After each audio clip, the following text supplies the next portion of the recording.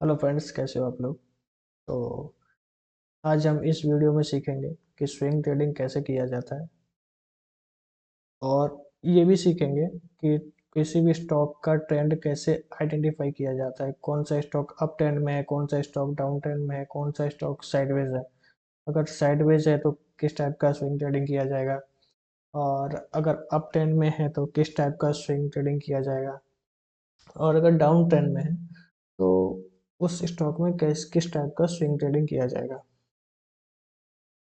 Trend का direction अगर आपको जानना है, तब जानते हैं तभी आप स्विंग ट्रेडिंग कर पाएंगे।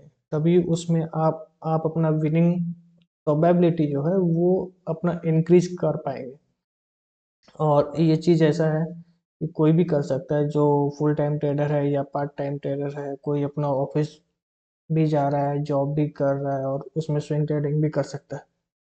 तो आज हम इसमें सीखेंगे कि ट्रेंड आइडेंटिफाई कैसे करते हैं और उस ट्रेंड के साथ में रह के स्विंग ट्रेडिंग कैसे किया जाता है। तो चलते हैं सीधा स्क्रीन पे और मैं आपको समझाने का कोशिश करता हूँ। देखो, स्विंग ट्रेडिंग में सबसे सबसे जो महत्वपूर्ण बात है वो है किसी भी स्टॉक का ट्रेंड आइडेंटिफाई करना। अगर आपको ट्रेंड पता चल गया है तो आप उस ट्रेंड के साथ में फ्रेंड बन के अपना स्विंग ट्रेडिंग को कर सकते हैं। तो ट्रेंड आइडेंटिफाई करने के लिए सबसे इजीएस्ट वे है कि आप ईएमए का यूज करो, मूविंग एवरेजेस। तो सबसे पहले अगर मैं आपको समझाने का कोशिश कर रहा हूँ कि सपोज ये जो जा रहा है ये ईएमए है। अगर अगर ईएमए का स्लोप अपर साइड है तो मार्केट में जो ट्रेंड है किसी भी स्टॉक का, ईएमए का स्लोप अगर अपर साइड है तो ट्रेंड उसका अप है। अगर ईएमए अगर ऐसे साइडवेज घूम रहा है, ना ऊपर जा रहा है ना नीचे जा रहा है, तो उसका ट्रेंड जो है वो साइडवेज है। और अगर उसका ईएमए अगर ऐसे नीचे आ रहा है, नीचे स्लोप कर रहा है, तो समझिए कि उसका ट्रेंड जो है वो डाउन ट्रेंड है। अब इसमें स्टॉक चलता कैसे है।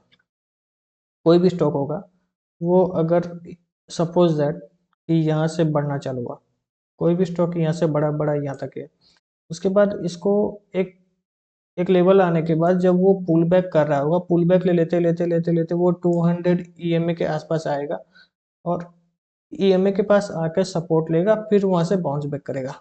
ऐसे बाउंस बैक करते करते ऊपर जाएगा। फिर से जब जब ये यहाँ से पुल बैक लेगा, फिर से ये 200 ईएमए के पास आएगा, फिर से यहाँ से पुल बैक लेगा, सॉरी, पुल बैक लेके फिर से यहाँ से ये ऊपर के साइड जाएगा। फिर क्या होगा कि जब एक लेवल के बाद फिर से ये पुल बैक ले लेगा, तो यहाँ से फिर से ये स्टॉक यहाँ से मतलब 200 ईएमए के पास आके बाउंस बैक लेके फिर से ये ऊपर के साइड जाएगा।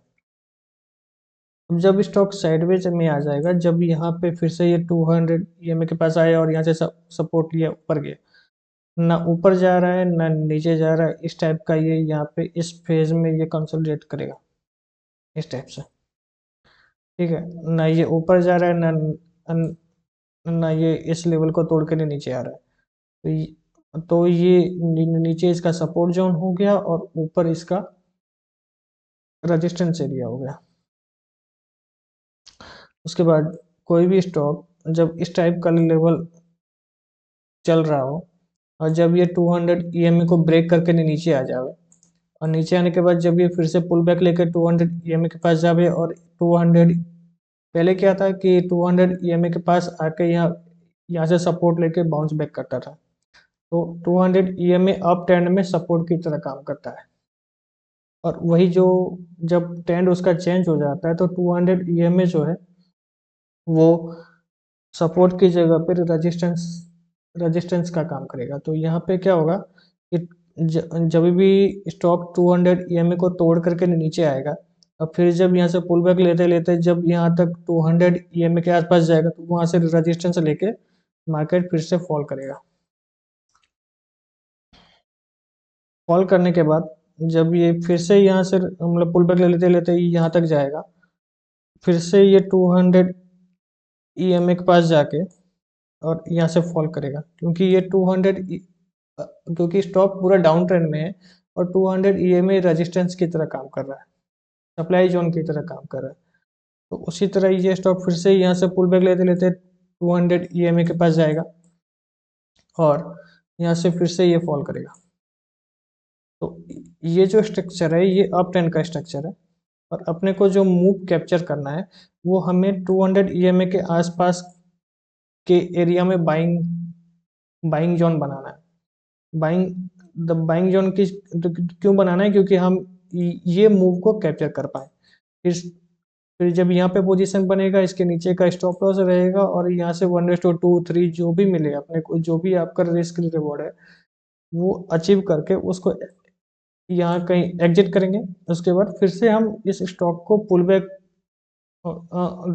पुल बैक लेने का वेट करेंगे। जब ये स्टॉक पुल बैक लेगा तो फिर से जब ये 200 ईएमए के पास आएगा, फिर से यहाँ पे हम मतलब बाइंग के साइड का सिनेरियो भी देखेंगे। जो भी चीज़ आप देखते हैं जैसे कैंडल स्टिक या कोई पैटर्न या फिर जो भी चीज़ आप फॉलो करते हैं, अगर 200 ईएमए के पास वो चीज़ बन रहा है, बाइंग सिनेरियो बन रहा है, तो वहाँ पे पोजीशन अपना क्रिएट करेंगे और इसको यहाँ से यहाँ तक राइट करेंगे। ठीक है। उसी तरह साइडवेज में मार्केट में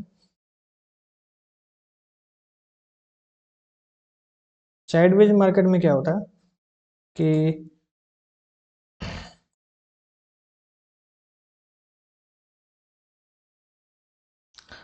साइडवेज मार्केट में ये चीज होता है कि मार्केट एक एक जोन में फंस जाता है, ऊपर रेजिस्टेंस एरिया है और नीचे सपोर्ट एरिया है। तो हम ऐसे स्टॉक में ट्रेड करना पसंद ही नहीं करते। अगर किसी को ट्रेड करना भी है तो वो सिर्फ ये कर सकता है कि जब जब भी ये सपोर्ट जोन के आसपास आएगा तो यहाँ से बाउंस बैक करेगा, तो यहाँ पे बाय करके ऊपर सेल कर सकता है। फिर से जब ये बाइंग सपोर्ट जोन के पास आएगा तो वहां से बाय करके ऊपर सेल कर सकता है। फिर से जब ये सपोर्ट जोन के पास आएगा तो यहाँ पे अपना पोजीशन बना करके तो रेजिस्टेंस एरिया के पास जाके अपना पोजीशन एग्जिट कर सकता है। डाउन ट्रेंड में क्या कर सकते हैं कि अगर हम कोई डाउन ट्रेंड का स्टॉक अगर हम देख रहे हैं तो वो डाउन ट्रेंड में क्या हो सकता है कि अगर आप समझो कि 200 ईएमए को तोड़ करके ये नीचे आ चुका है, जब बट हम इसको यहाँ सेल नहीं कर सकते, तो इसका हम वेट करेंगे पुल बैक का। जब ये पुल बैक लेके 200 ईएमए के पास जाएगा, फिर जब वहाँ से रिजेक्शन लेगा तो उस रिजेक्शन कैंडल पे हम सेल कर सकते हैं और नीचे कहीं 1:2 के रिस्क रिवॉर्ड के साथ में हम अपना पोजीशन एग्जिट कर सकते हैं। उसी तरह फिर से जब ये पोजीशन एग्जिट होगा आपका, फिर से आप यहाँ वेट करोगे कि वो 200 ईएमए के पास आवे और वहाँ से रिजेक्शन फेस करे। फिर जब वहाँ से रिजेक्शन फेस करेगा, फिर वहाँ पे आप अपना सेल साइड का पोजीशन क्रिएट करोगे और वहाँ से फिर आप नीचे 1:2 का रिस्क रिवॉर्ड के साथ में आप अपना ट्रेड एग्जिट करोगे। अगर ये चीज़ आपको समझ में नहीं आया है तो वीडियो को दोबारा मतलब बैक करके रिवर्स करके आप 2 बार 3 बार देखो, आपको प्रॉपर समझ में आ जाएगा।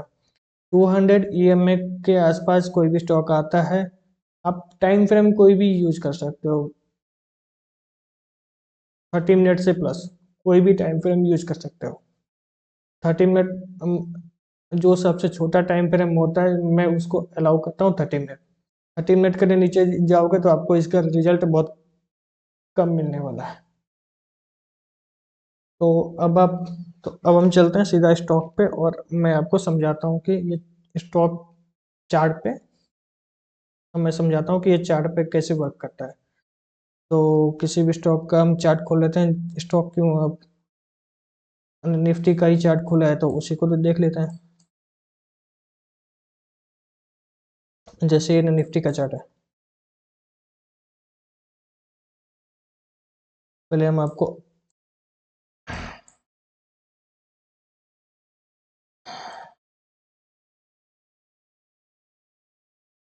देखो ये जो ईएमए है, ये मैं 200 ईएमए यूज करता हूँ। ये यहाँ पे आप जो देख पा रहे होंगे इनपुट में 200 लिखा हुआ है, इसको मैं ओके कर रहा हूँ। और ये जो और जो मैं EMA यूज कर रहा हूँ ये 200 EMA है, ठीक है। और जो मैं आपको छोटा टाइम फ्रेम यूज करने के लिए बोला था वो 30 मिनट का टाइम फ्रेम था। तो 30 मिनट के टाइम फ्रेम पे मैं अगर आपको दिखाऊं तो आप ये देख सकते हैं, देखिए ये एक फेज है। मैं समझाने के लिए वो बता रहा हूँ, ये आपको स्टॉक में काफ़ी अच्छे तरीके से मिल जाएगा। देखिए जब ये 200 EMA के नीचे ट्रेड कर रहा था तब ये इसका डाउन ट्रेंड था। आप देख पा रहे होंगे कि ये डाउन ट्रेंड में 200 EMA के पास आया और यहाँ से रिजेक्शन फेस करके नीचे आया हुआ है। लेकिन जब ये 200 EMA को ब्रेक किया है उसके बाद इसका अप ट्रेंड चालू हो गया, तो EMA का जो स्लोप है वो अपर साइड हो चुका है।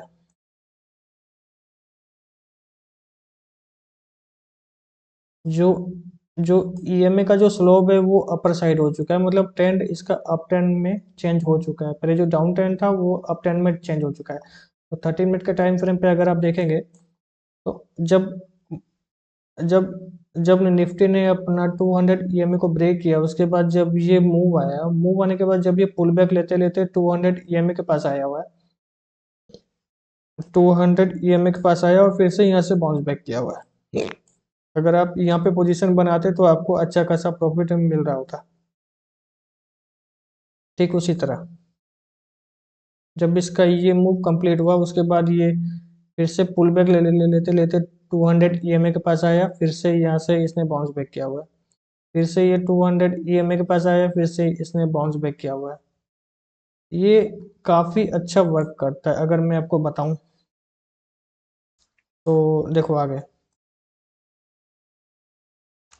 200 EMA के पास से बाउंस, फिर से ये मतलब इसके पास आने का कोशिश किया है ये, फिर यहाँ पे लगता है जैसे साइडवेज टाइप में हो चुका है और मार्केट पूरा स्ट्रक्चर साइडवेज है। फिर आप देखोगे तो यहाँ पे 200 EMA के पास आया और यहाँ से अच्छा खासा बाउंस बैक किया हुआ है। फिर से आप देखो 200 EMA के पास आया, फिर से यहाँ से बाउंस बैक किया, बट इस बार इसने 200 EMA को ब्रेक कर दिया। जब 200 EMA को ब्रेक किया तो 200 EMA सपोर्ट की जगह रेजिस्टेंस का काम करेगा। अगर 200 EMA के नीचे स्टॉक या इंडेक्स ट्रेड कर रहा है तो फिर मैं अगर बात करूं जब ये 200 EMA को ब्रेक करके नीचे आया हुआ है तो वहां से जब ये फिर से इसके पास आया तो यहाँ से इसने रिजेक्शन फेस किया है और रिजेक्शन फेस करने के बाद फिर से ये नीचे आया हुआ है। फिर से जब यहाँ पे गया तो फिर से 200 EMA के पास में आकर रिजेक्शन फेस किया। फिर से जब ये गया तो फिर से जब इसको ब्रेक करने का कोशिश किया इसने, इसको ब्रेक करने का कोशिश किया बट यहाँ सस्टेन नहीं कर पाया, फिर से इसने 200 EMA को ब्रेक किया, मतलब ये फिर से रेजिस्टेंस की तरह काम किया हुआ है।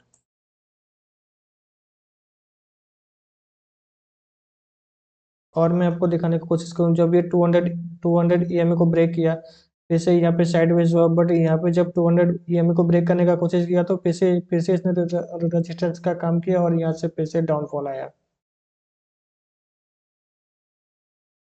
एक स्टॉक का बात कर लेते हैं, बजाज फाइनेंस।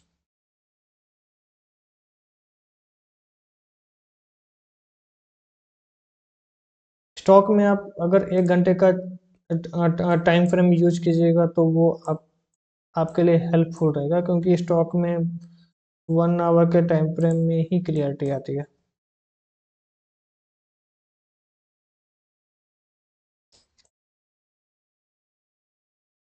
देखो स्टॉक में भी वही चीज चल रहा है, 200 EMA का ब्रेकडाउन, फिर से यहाँ पे गया रेजिस्टेंस की तरह काम किया, 200 EMA वहां से फॉल, फिर से जब ये पुल बैक लेते लेते 200 EMA के पास आया वहां से फॉल, फिर से जब ये पुल बैक लेते लेते 200 EMA के पास आया वो फिर वहां से फॉल किया हुआ है।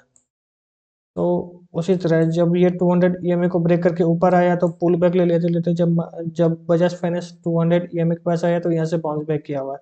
जब भी 200 EMA के ऊपर प्राइस ट्रेड करेगा तो 200 EMA सपोर्ट सपोर्ट की तरह काम करेगा। और जब भी स्टॉक 200 EMA के नीचे ट्रेड करेगा तो 200 EMA रेजिस्टेंस की तरह काम करेगा। इस बात को ध्यान रखना है हमेशा। आप सिर्फ 200 EMA को यूज करके काफी अच्छा पैसा बना सकते हैं, काफी अच्छा स्विंग ट्रेडिंग कर सकते हैं। आप ऑफिस में जॉब करते हैं, कुछ भी करते हैं, तो आप एक ट्रेड ले लीजिए, 3 दिन 4 दिन 10 दिन तक आपका ट्रेड चलता है।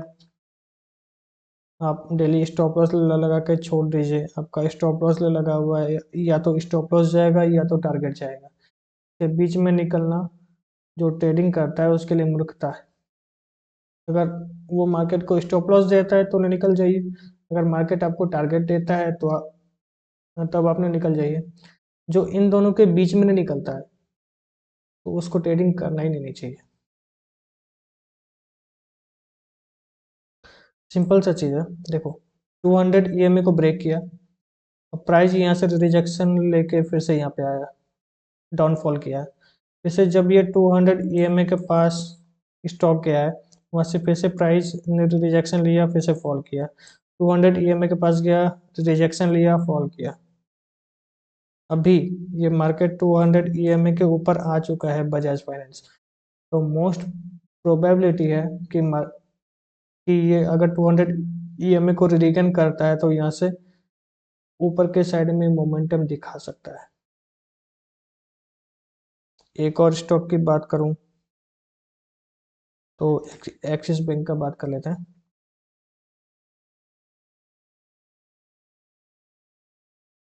एक्सिस बैंक, अगर आप इसका चार्ट देखेंगे,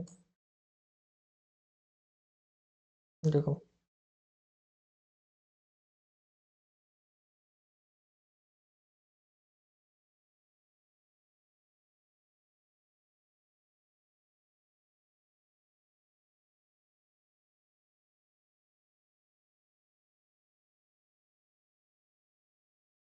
200 EMA के नीचे ब्रेक किया, 200 EMA के पास गया, रिजेक्शन लिया, डाउनफॉल।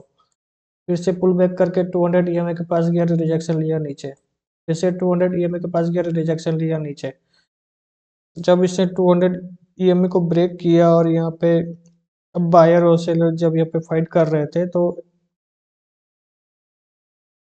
यहाँ पे बायर का चांसेस ज़्यादा था, तो वो यहाँ पे जीता है। 200 EMA को ब्रेक करके प्राइस ऊपर आया और सस्टेन किया, तो फिर से जब ये 200 EMA के पास आया तो ये 200 EMA जब प्राइस 200 EMA के ऊपर ट्रेड करता है तो वो 200 EMA सपोर्ट की तरह काम करेगा। फिर से यहाँ पे 200 EMA के पास आया और यहाँ से प्राइस ने अपर साइड का मोमेंटम दिखाया जो कि 200 EMA सपोर्ट की तरह काम किया है। फिर से जब ये पुल बैक लेके यहाँ पे आया था 200 EMA सपोर्ट की तरह काम किया और फिर से यहाँ से बाउंस बैक दिखाया।